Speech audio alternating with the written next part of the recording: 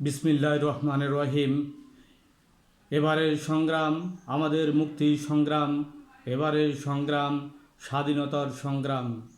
আজ 7ই মার্চ বাংলাদেশের ইতিহাসের মহাকাব্যের মহাকবি বঙ্গবন্ধু ঐতিহাসিক ভাষণ উপলক্ষে জেলা আওয়ামী লীগ কর্তৃক আয়োজিত আলোচনা সভায় সভাপতিত্ব করছেন জেলা আওয়ামী লীগের সম্মানিত সভাপতি জননেতা মমতাজ উদ্দিন আহমেদ।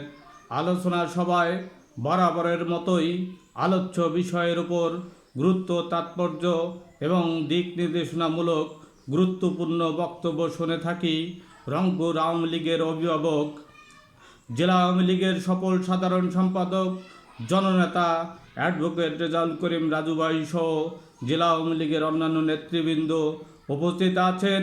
বিভিন্ন সংগঠনের নেতাকর্মী সকলকে জানাই সংগ্রামী সালাম ও মুজিবীয় শুভেচ্ছা।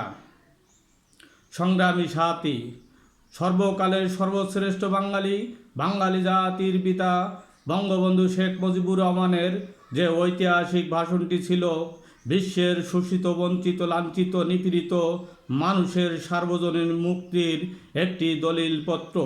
বিশ্বের অনেকের কথায় আসতে পারে, আব্রাহাম লিঙ্কনের কথা আসতে পারে, জর্জ ওয়াশিংটনের কথা আসতে পারে, প্যাট্রিক হেনরির কথা আসতে পারে, কেনেডির কথা আসতে পারে, মহাত্মা গান্ধীর কথা আসতে পারে, নেতাজি সুভাষচন্দ্র বসুর কথা আসতে পারে, সুভাষচন্দ্র বসুর কথা আসতে পারে। কিন্তু আমি ব্যক্তিগতভাবে মনে করি জাতির পিতা বঙ্গবন্ধু শেখ মুজিবুর রহমানের 18 মিনিটের 1108 শব্দের 8 শব্দের ভাষণটি ছিল, সেটি বিশ্বের অলিখিত অদ্বিতীয় শ্রেষ্ঠ ভাষণ। কেননা সে ভাষণটি ছিল বিশ্বের শোষিত, বঞ্চিত, লাঞ্ছিত, নিপীড়িত মানুষের অধিকার আদায়ের ভাষণ। সংগ্রামী সাথী, বাংলাদেশের স্বাধীনতার মহাকাব্যের মহাকবি বঙ্গবন্ধু শেখ মুজিবুর রহমান তার ঐতিহাসিক ভাষণে সুস্পষ্টভাবে বলেছিলেন অর্থনৈতিক, সামাজিক, রাজনৈতিক, সাংস্কৃতিক মুক্তির কথা। সংগ্রামী সাথী, আমরা রাজনৈতিক মুক্তি অর্জন করেছি, কিন্তু আমাদের অর্থনৈতিক, সামাজিক, সাংস্কৃতিক মুক্তির সংগ্রাম চলমান।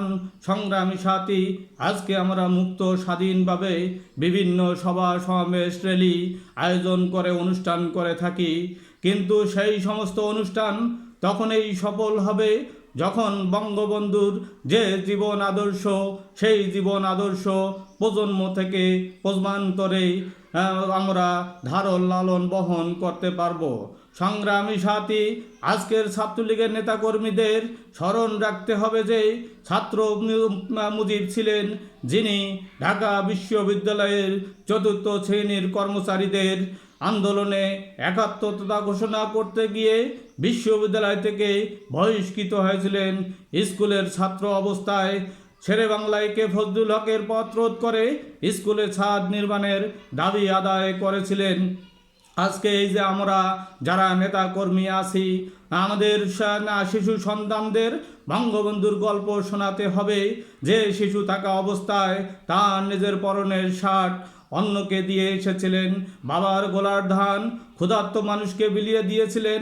বঙ্গবন্ধু ছিলেন সেই রাষ্ট্রনায়ক যিনি স্বাধীনতার মাত্র 1 বছরের মধ্যেই বিশ্ব নন্দিত একটি শাসনতন্ত্র আমাদেরকে উপহার দিতে পেরেছিলেন, যেখানে প্রজাতন্ত্রের সকল ক্ষমতার মালিক হচ্ছে জনগণ, যেখানে কৃষক ও শ্রমিকের কথা বলা আছে, অধিকারের কথা বলা আছে, আইনের দৃষ্টিতে সমতার কথা বলা আছে, যেখানে নারী অধিকারের কথা বলা আছে। সংগ্রামী সাথী, আপনারা জানেন ভারতের শাসনতন্ত্রে 1976 সালে যে ধর্মনিরপেক্ষতার সংবিধানে সংযোজিত হয়েছে, সেটি 1972 সালে আমাদের সংবিধানে বঙ্গবন্ধু রেখেছেন।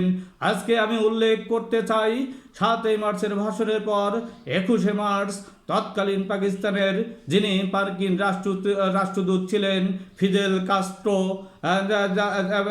জোসেফ হারলেন বঙ্গবন্ধুর বাসভবনে গোপন বৈঠকে বসে প্রস্তাব দিয়েছিলেন।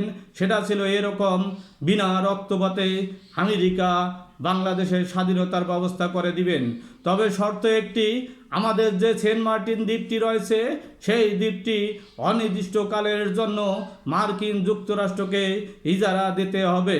সংগ্রামী সাথী, বাঙালি রবি সংবাদিত নেতা জোসেফ ফার্লেনকে বলেন, মিস্টার ফার্লেন, আমি আপনাকে চিনি। আপনি ইন্দোনেশিয়া আর্জেন্টিনার সামরিক অভ্যুত্থানের হোতা ছিলেন।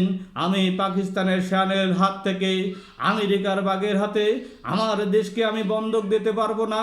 সংগ্রামী সাথী, এটাই হচ্ছে আমাদের অবিসংবাদিত নেতা, জাতির পিতা বঙ্গবন্ধু শেখ মুজিবুর রহমান। সংগ্রামী সাথী, আপনারা জানেন মহান মুজিব শুধু বাঙালির নেতাই ছিলেন না, তিনি ছিলেন বিশ্ব নেতা, বিশ্ববন্ধুও বটে।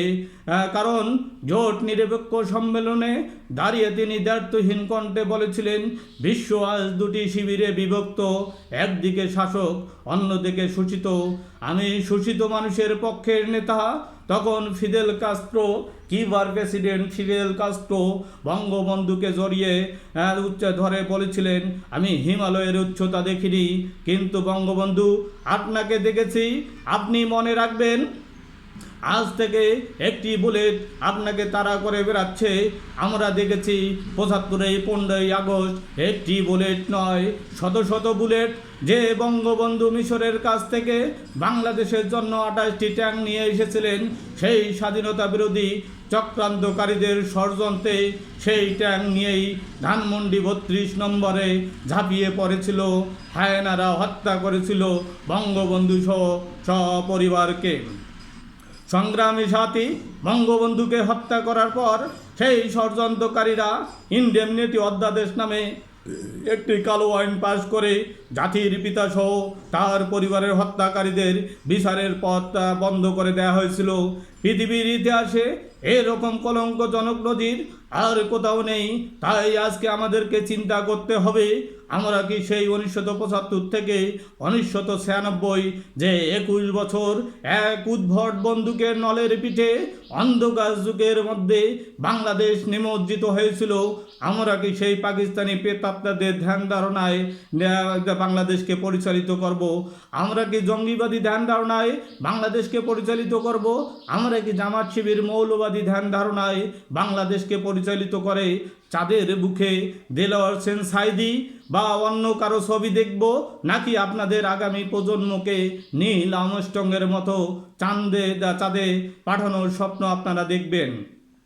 সংগ্রামী সাথী, সেই সিদ্ধান্ত নিতে যদি আগামীতে আমরা ভুল করি, তাহলে বঙ্গবন্ধুর সেই স্বপ্ন, বঙ্গবন্ধু কন্যা জননেত্রী শেখ হাসিনা বাস্তবায়নে যেভাবে নিরলস পরিশ্রম করে যাচ্ছেন, আমাদের যে উন্নয়ন, আমাদের যে অগ্রগতি, আমাদের যে সমৃদ্ধি, যে সম্ভাবনা তৈরি হয়েছে, তা ভুলণ্ঠিত হয়ে যাবে। বঙ্গবন্ধুর স্বপ্নের সোনার বাংলা স্বপ্ন কিন্তু কুক্ষিগত হয়ে যাবে সেই জামাত শিবির, রাজাকার, আলবদর, আল শামসদের কাছে। আমরা এই দেশে কোনো অবস্থাতেই রাজাকারের গাড়িতে, যুদ্ধাপরাধীদের গাড়িতে লাল সবুজের পতাকা দেখতে চাই না। আজকে এই আলোচনা থেকে সরকারি বিভিন্ন কর্মকর্তাদের প্রশ্ন করতে চাই, বলতে চাই, যদি জাতির পিতা বঙ্গবন্ধু শেখ মুজিবুর রহমান যদি জন্ম না হতো, তাহলে আপনি এত বড় চেয়ারের বিভিন্ন পদ পদবি নিয়ে বসতে পারতেন না। ভাষা আন্দোলন, বাঙালি জাতীয়তাবোধ, জাতির পিতা বঙ্গবন্ধু, মুক্তিযুদ্ধের চেতনা, অসাম্প্রদায়িক চেতনা নিয়ে কোনো নিরপেক্ষতার সুযোগ নেই, কোনো ধরনের আপোষকামিতার সুযোগ নেই। সেই চেতনাকে সামনে নিয়ে আমাদেরকে এগিয়ে যেতে হবে। তাই আগামী দিনে অনেক বড় ধরনের সিদ্ধান্ত আসতে পারে। আমরা মহানায়কের বিরুদ্ধে কোনো খলনায়ককে দাঁড় করাবো কিনা, সেই সিদ্ধান্ত কিন্তু আমাদেরকে নিতে হবে। আমি তো এসেছি জয় বাংলার বজ্র কণ্ঠ থেকে বাংলার ইতিহাস বলে যাব কি আজ? আমি কি তেমন সন্তান যখন বাঙালি জাতির পিতার নাম বঙ্গবন্ধু শেখ মুজিবুর রহমান? সংগ্রামী সাথী বঙ্গবন্ধু ও মহান মুক্তিযুদ্ধের আদর্শ বুকে লালন পালন করে আমাদের সকলকে ঐক্যবদ্ধ হয়ে জননেত্রী, বিশ্ব মানবতার মা, বিশ্ববন্ধু, বঙ্গবন্ধু কন্যা, দেশরত্ন, বিশ্ব নেত্রী শেখ হাসিনার হাতকে শক্তিশালী করার আহ্বান জানিয়ে আমি আমার বক্তব্য শেষ করছি। জয় বাংলা, জয় বঙ্গবন্ধু।